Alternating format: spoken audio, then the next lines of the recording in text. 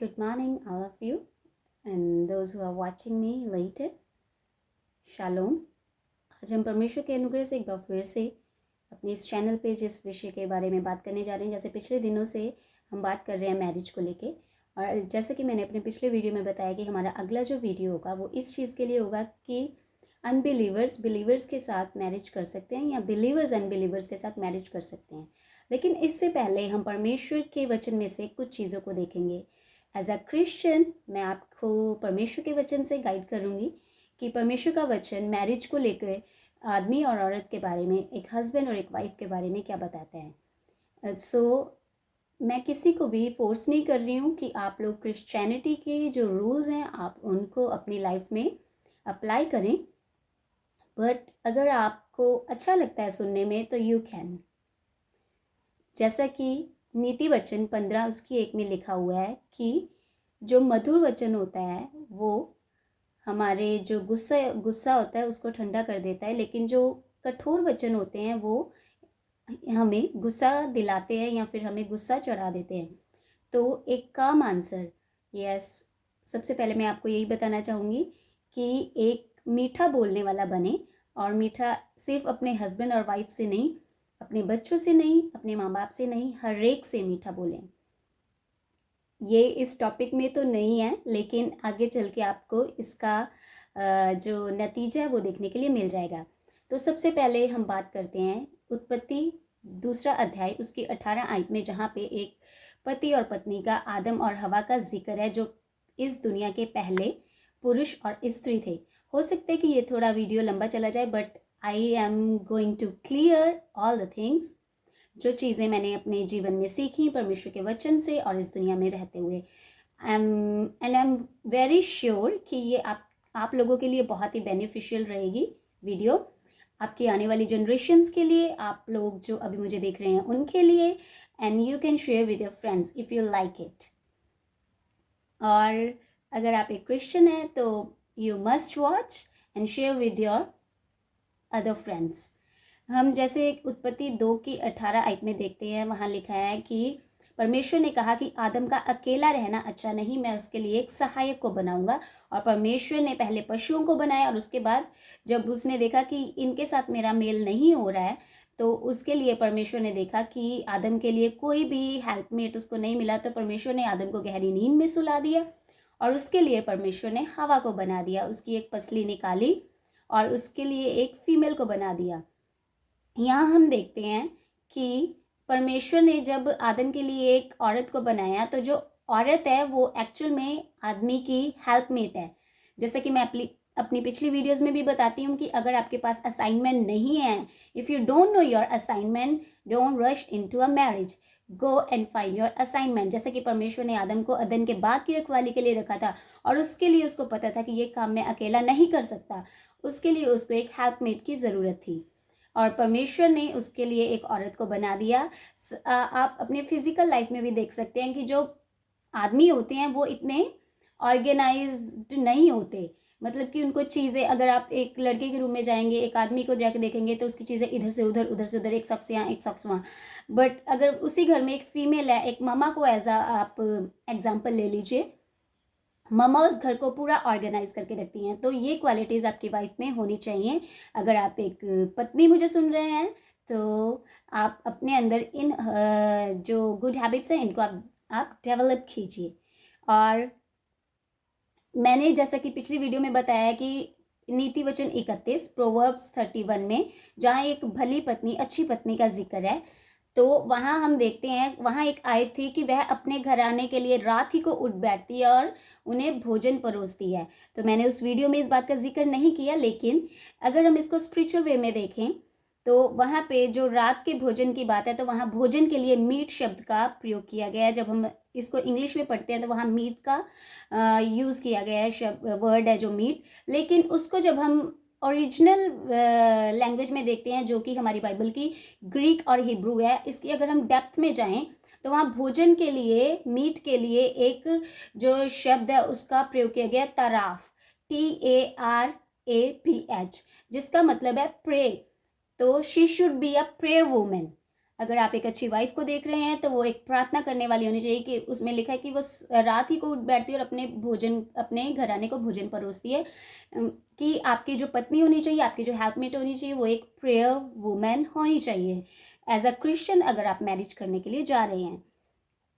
और जेनेसिस 3:16 में अगर हम देखें कि जहाँ पे आदम और हवा ने पाप कर दिया था, लेकिन मैं आपको एक बता दूं बात, कि जो पाप था वो आदम ने नहीं किया था, वो हवा ने किया था। और क्यों किया था? मतलब कि जो आदम और हवा थे उनको परमेश्वर ने सिमिलर ही बनाया था। जस्ट फ़र्क ये था कि आदम पहले बना और हवा को परमेश्वर ने उसमें से ही निकाल के, उसकी पसली में से निकाल के हवा को बाद में बना दिया। लेकिन आदम और हवा पहले से ही एग्जिस्ट करते थे। वहाँ पे अगर आप वचन को गहराई से पढ़ें तो परमेश्वर ने लिखा, आओ हम एक आदमी को अपने स्वरूप में बनाए। तो वहाँ परमेश्वर ने आदम और हवा दोनों को बनाया था। He create him and then he create them. वहाँ पे इस चीज़ का यूज़ किया गया है। तो एक बात मैं आपको बताना चाहती हूँ कि अगर आप बाइबल पढ़ने वाले हैं तो वेल एंड गुड। पंजाबी और इंग्लिश और हिंदी में आप पढ़ते हैं, वेल एंड गुड। बट अगर हमें किसी चीज़ का मतलब जानना है कि एक्चुअल में बाइबल में क्या लिखा गया है, तो जो हमारी ओरिजिनल लैंग्वेज है वो ग्रीक एंड हिब्रू है। अगर आपको किसी चीज़ का नहीं पता चल रहा तो आप अपने ग्रीक और हिब्रू में जाके उन वर्ड्स को सर्च कर सकते हैं। क्योंकि हिब्रू और ग्रीक में वो एक्चुअल वर्ड लिखे हुए हैं। लेकिन हमें जब आगे, ये मैं ये नहीं कह रही कि हमारी बाइबल गलत है, लेकिन हिंदी, पंजाबी और इंग्लिश में जो उन वर्ड्स को बताया नहीं जा सकता था, उनके मीनिंग्स बहुत होते हैं। तो एक स्पेसिफिक वर्ड जो सब लोग मतलब कि समझ सकते हैं, उन चीज़ों को बहुत सरल से सरल जो लैंग्वेज है, इजी लैंग्वेज का प्रयोग करके हिंदी पंजाबी में इसको ट्रांसलेट किया गया है। तो I will suggest you just go and read your Bible in English. और अगर आप उससे भी ज़्यादा डेप्थ में जाना चाहते हैं तो आप अपनी बाइबल को हिब्रू और ग्रीक में पढ़ सकते हैं। और आगे हम देखते हैं एक अच्छी पत्नी और एक अच्छा पति। मतलब कि अगर हम इसके लिए पढ़ें तो हम नीति वचन 31वें अध्याय में जो मैंने पीछे बातों का जिक्र किया, आप उसमें उन सारी क्वालिटीज़ को देख सकते हैं। लेकिन एक और चीज़, जब मैं बता रही थी कि आदम और हवा को इक्वल बनाया था, लेकिन हवा बहकाने में आई थी। पहला तीमुथियुस उसकी 2:13-14 में जब देखा है, जब लिखा हुआ है पहला तीमुथियुस 2 उसकी 13 और 14 आयत में कि पुरुष नहीं बहकाया गया था लेकिन स्त्री बहकाई गई थी। और वो क्यों बहकाई गई थी? क्योंकि हवा आदम के साथ नहीं थी और हवा अकेली गार्डन के किसी दूसरे हिस्से में काम कर रही थी।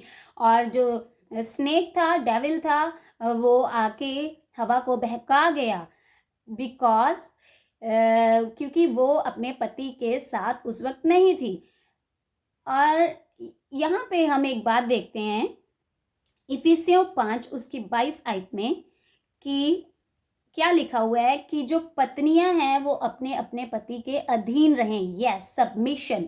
सबसे फर्स्ट ऑफ ऑल आप लोगों को अपने पति के अधीन रहना आना चाहिए। अगर मैं आपको बताती हूँ, अगर आप अपने माँ बाप के अधीन नहीं रह सकते, खुदा ने आपको सबसे पहले पेरेंट्स दिए हैं, आपका हस्बैंड और वाइफ नहीं। अगर आप अपने पेरेंट्स के अधीन नहीं रह सकते, आप अपने पेरेंट्स के सबमिशन में नहीं रह सकते, तो आप इस मुद्दे को अपने दिमाग से निकाल दीजिए कि आप अपने हस्बैंड के सबमिशन में रहेंगी एज अ वाइफ।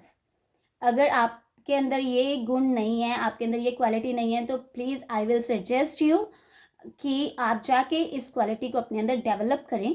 क्योंकि ये परमेश्वर का वचन है कि पत्नियां अपने पति के अधीन रहें। नो मैटर कि आपका पति आपसे कम कमाता है, आपसे ज़्यादा कमाता है, आपसे एज में छोटा है, आपसे एज में बड़ा है, लेकिन परमेश्वर का वचन हमें बताता है कि जो पत्नियां हैं वो अपने अपने पति के अधीन रहें। अधीन रहने का मतलब कि सबमिशन में रहें। जैसे कि हवा आदम के साथ नहीं थी और वह बहकाई गई, इसी प्रकार जब हम पत्नियां अपने अपने पतियों के अधीन नहीं रहती तो लोग हमें बहुत सी बातें बोलते हैं और हम उनकी बातों में आ जाते हैं। लेकिन अगर वही बात आप अपने पति से जाके शेयर करें, आप उससे उनकी उस बात के विषय में डिस्कशन करें, तो उनका अलग व्यू होगा और वो आपको अच्छे से मतलब कि एक्सप्लेन करके आपको उस चीज़ को बता सकते हैं।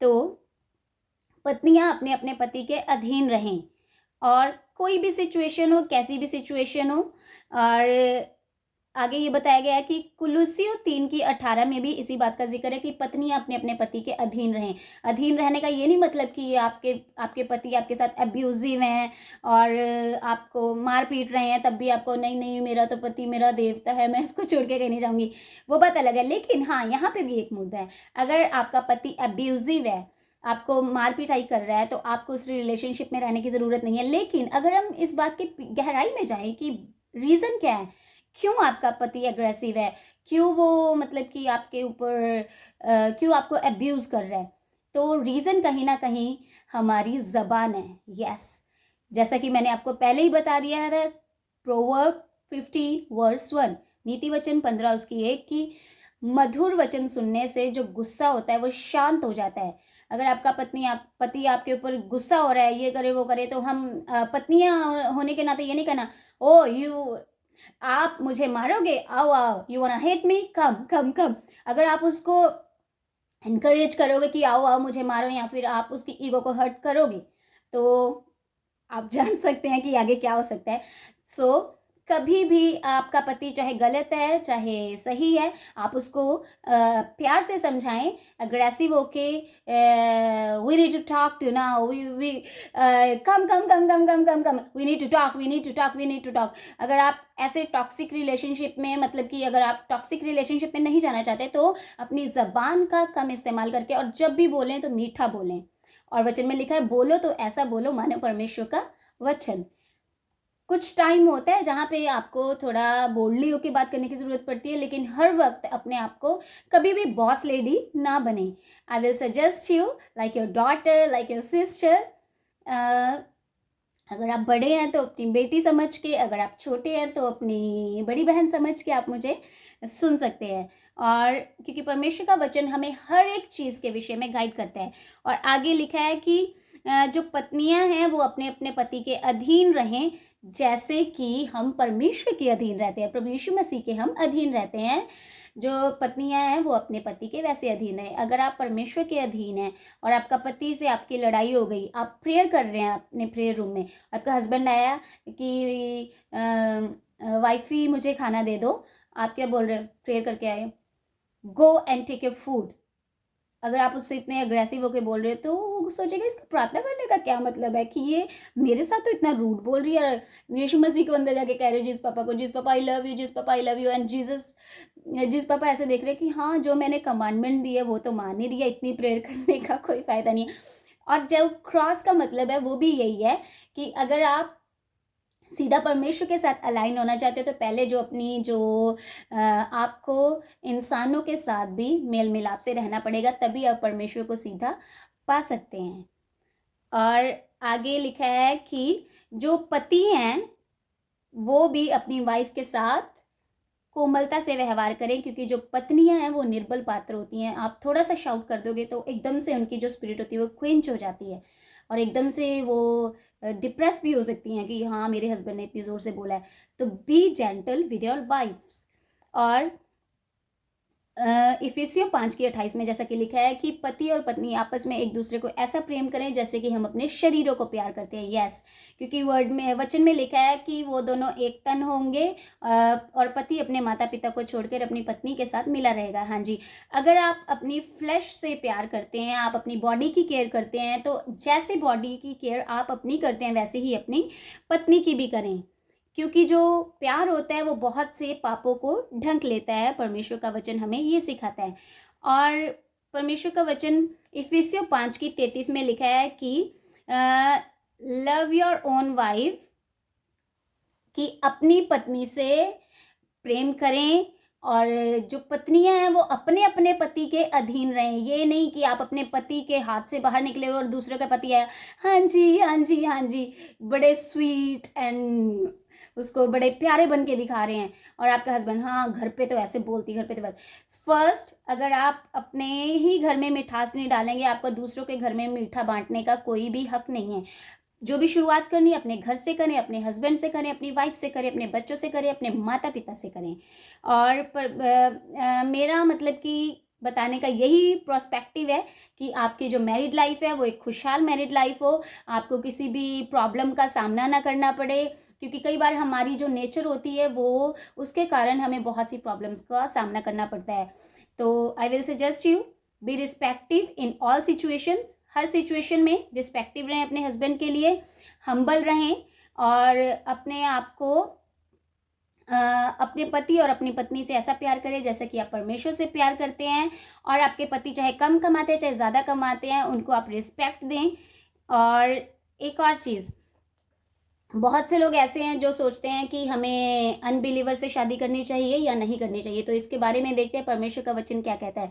पहले हम इस चीज़ के बारे में देखते हैं कि परमेश्वर का वचन जो ऑलरेडी मैरिड है अनबिलीवर लोगों से, उनके बारे में क्या कहता है। कि परमेश्वर का वचन ये कहता है कि अगर आप एक अविश्वासी के साथ शादी के बंधन में बंध चुके हैं तो अविश्वासी पत्नी अपने पति को ना छोड़े और अविश्वासी पति अपनी पत्नी को ना छोड़े, क्योंकि अब आप परमेश्वर के अधीन है। आपका एक भी जन अगर क्रिश्चियन है, मसीह को मानता है, तो आप लोग पवित्र प्रजा में गिने गए हैं। और अगर हम देखें कि अविश्वासी के साथ शादी करने के बारे में, जो अभी लोग मैरिज करने की सोच रहे हैं या अपने लिए लाइफ पार्टनर फाइंड कर रहे हैं, तो उसके पीछे क्या रीज़न है। सबसे पहले मैं आपको ये बता दूं कि जो शादी है वो एक डिवाइन पर्पस है। मतलब कि जैसे आदम और हवा को परमेश्वर ने पहले आदम को बनाया, उसके साथ परमेश्वर ने देखा कि आदम ने देखा कि मैं इस चीज़ को अकेले पूरा नहीं कर सकता, जो इतनी बड़ी असाइनमेंट मुझे दी गई है। उसको वतन के बाकी रखवाली करनी थी और पूरी जो जनरेशन थी उसको देखना था, क्योंकि आदम ही पहला आदमी था, उससे ही हम लोग आगे आए हैं। We are adamic generation. तो वहाँ पे जब देखा तो एक डिवाइन पर्पस, जब तक आप अपनी वैल्यू को नहीं पहचानेंगी गर्ल्स फीमेल्स, जब तक आपको खुद को अपनी वैल्यू का नहीं पता है, तब तक आप किसी की लाइफ में वैल्यू को ऐड नहीं कर सकते। वैल्यूएबल बनिए और अपने जो कैरेक्टर है उस पर वर्क कीजिए, अपनी जो क्वालिटीज़ हैं आप उनको इंक्रीज कीजिए, लाइक कुकिंग एंड ऑल। और एक और चीज़, हाँ, वहाँ पे लिखा है कि अगर आप उत्पत्ति के दूसरे अध्याय को ध्यान से पढ़ेंगे 18वीं आयत में, तो वहाँ लिखा है आदमी का अकेला रहना अच्छा नहीं, और परमेश्वर ने उसके लिए एक सहायक को बनाया, हेल्पमेट को बनाया, तो हवा को। ठीक है, तो वहाँ पे जो आदमी का अकेला रहना अच्छा नहीं, वहाँ पे जो अकेला वर्ड यूज़ किया गया है, तो इंग्लिश में यदि हम उसको रीड करें तो वहाँ पे अलोन लिखा गया, लोनली नहीं। एक और चीज़, अगर आप अकेला महसूस कर रहे हैं तो आप कभी भी किसी रिलेशनशिप में इसलिए ना जाएं कि वो जो बंदा है वही आपकी खुशी का सोर्स बन के रह जाए। वो चला जाएगा तो आप दुखी, वो आ जाएगा तो आप खुश। लेकिन परमेश्वर के वचन में लिखा है कि जीसस क्राइस्ट हैं, वो आपकी खुशी का जो सेंटर पॉइंट होने चाहिए, वो आपकी हैप्पीनेस का वो जीसस क्राइस्ट होने चाहिए, उसके बाद कोई और। अगर आप प्रभु यीशु मसीह से, यीशु पापा से अच्छे से प्रेम करते हैं, तभी आप अपने दूसरे नेबर्स के साथ, अपने हस्बैंड और अपनी वाइफ के साथ अच्छे से प्रेम कर सकते हैं। तो आइए देखिए अनबिलीवर्स से शादी करने के लिए परमेश्वर का वचन क्या कहता है। 2 कुरिन्थियों 6 उसकी 14 में लिखा गया है कि अविश्वासी विश्वासियों के साथ असमान जुए में ना जुतें। इसका मतलब अगर हम इंग्लिश में देखें, be ye not unequally yoke together with unbelievers, मतलब कि अविश्वासियों के साथ असमान जुए में ना जुते।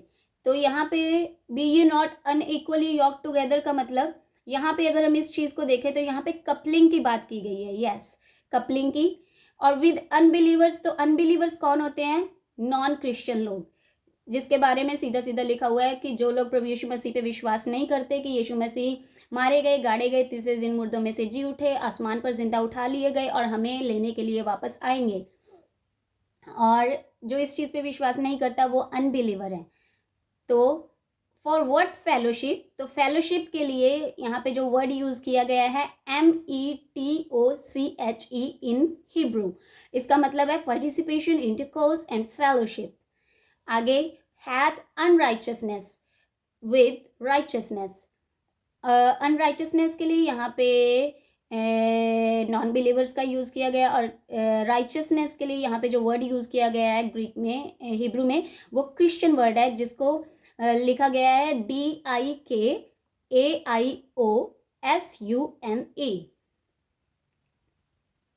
यहाँ पे जो क्रिश्चियन के लिए वो इसी वर्ड को यूज़ किया गया है, DIKAIOSUNE। ये मैं आपको इसलिए बता रही हूँ कि आप लोग खुद जाके इस चीज़ को सर्च कर सकते हैं। And what communion hath light with darkness, हम लोग हैं जो ज्योति की संतान हैं और वो जो अनबिलीवर्स हैं वो अंधकार की संतान है। तो यहाँ पे जो कम्युनियन लिखा गया है, कम्युनियन वर्ड है, अगर आप इंग्लिश में पढ़ेंगे तो and what communion hath light with darkness. तो यहाँ पे कम्युनियन के लिए जो वर्ड यूज किया गया है उसको KOINONIA, you can search in Hebrew KOINONIA। तो इसके लिए जो वर्ड है उसको अगर हम इसकी एक्सप्लेनेशन को देखें तो क्या लिखा गया, partnership, fellowship, intercourse and participation. तो यहाँ पे जो सीधी सीधी बात साफ लिखी गई है, तो participation, coupling and non Christian and fellowship, तो इन चीज़ों से हमें इस बात को क्लियर हो जाता है कि यहाँ पे मैरिज के बारे में बात की गई है। अगर आप लोगों को फिर भी कोई शक है तो you can go and search. और मेरा ये आप लोगों को बताने का ये मतलब था कि परमेश्वर का वचन, हम आगे भी अगर कोई हमें किसी को गाइड करना पड़ रहा है तो हम उसको परमेश्वर के वचन से गाइड कर सकें। एंड आई थिंक सो कि आजकल यही जो चीज़ें हैं वो चीज़ें हमारे लिए प्रॉब्लम्स को क्रिएट करती हैं। जैसा कि आजकल देखा जाए, हो सकता है कि बहुत से लोग ऑफेंड हो जाएं मेरी इस बात को सुन के, but this is the reality कि जो मुस्लिम्स हैं वो कभी भी अपनी लड़की की शादी जो मुस्लिम्स नहीं होते उनके साथ कभी नहीं करेंगे। सिर्फ एक रीज़न है, आप उनसे शादी कर सकते हैं अगर लड़का मुस्लिम बनने के लिए राज़ी है, तभी आप उनसे शादी कर सकते हैं, अदरवाइज नहीं कर सकते। उसी प्रकार अगर हम क्रिश्चियंस को देखें तो बट क्रिश्चियंस आजकल कॉम्प्रोमाइज़ कर रहे हैं। आई डोंट थिंक कि पहले भी होता है अब भी होता है, आई डोंट नो, बट जो चीज़ अब देखने में आ रही है कि क्रिश्चियंस जो हैं वो किसी के भी धर्म में जाके आप उसके साथ शादी कर सकते हो। और द अदर थिंग, आप लोग चर्च में भी शादी कर रहे हैं, आप लोग मंदिर में भी शादी कर रहे हैं, आप लोग गुरुद्वारा में भी शादी कर रहे हैं, आप लोग चर्च में भी शादी कर रहे हैं। This is not right. हो सकता है आपको ठोकर लगे but this is not right, क्योंकि वचन में लिखा है कि हम दुष्टों के प्याले में से और परमेश्वर के प्याले में से एक ही बार नहीं पी सकते। तो हो सकता है थोड़ी कंट्रोवर्सी हो इस बात पे, लेकिन आई एम ओके, क्योंकि जो परमेश्वर का वचन है, वचन में लिखा गया कि जो परमेश्वर के वचन की बातों को बढ़ाएगा उसके ऊपर वो विपत्तियाँ जो कि लिखी गई बाइबल में वो बढ़ाई जाएंगी, और जो परमेश्वर की बातों में से कुछ घटाएगा उसका नाम उस जीवन की पुस्तक में से काट दिया जाएगा और वो उस जीवन के वृक्ष के फल को कभी ना खाने पाएगा। तो आई होप कि आप लोग इस चीज़ को अच्छे से समझे हैं। Hope to see you soon. Bye bye, God bless you.